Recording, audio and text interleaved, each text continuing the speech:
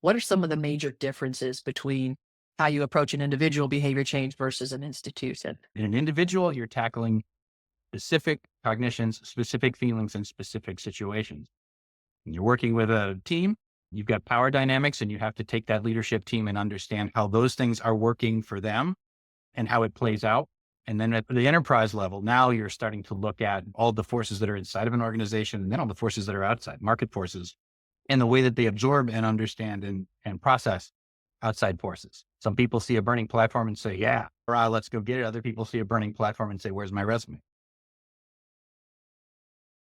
It is clear that in a gap in communication or in a gap in understanding or in a gap of time where there is no activity, people fill in the gap with whatever is happening in their own head. If people are fearful or anxious or whatever it is that is the scariest thing in their life or in their organization will be what they insert into that gap to fill it. And if you are lucky enough to be someone who can work between both the scientific and that sort of almost id-like thinking, you have the ability then to recognize, oh, here are the kinds of things that people might be filling this in with. Or here's where the words that you chose as a leader or as an individual will make them more resistant or more willing to be interested in the change, to support the change.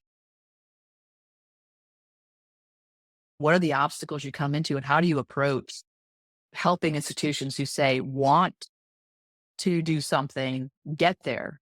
The approach that we find works very well is to set up a center of excellence or put a capability inside of the organization and coach that into its ownership of that kind of change and that kind of change process and be able to address all of the different pieces that are changing either in the marketplace or in the organization. So centers of excellence. So I'm coming at it from our startup mindset and an outside innovator without some sort of internal entity that is committed at like a center of excellence.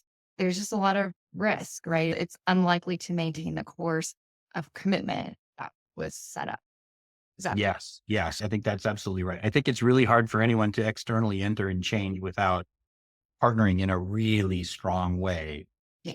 and also being willing to, you know, help work alongside the organization after you do group therapy with a group for 8 weeks or 9 weeks. Often then you set up a touch point with that entire group, 3 months or 6 months in cycles to say, hey, did this stick? Does this still work? Is this still the case?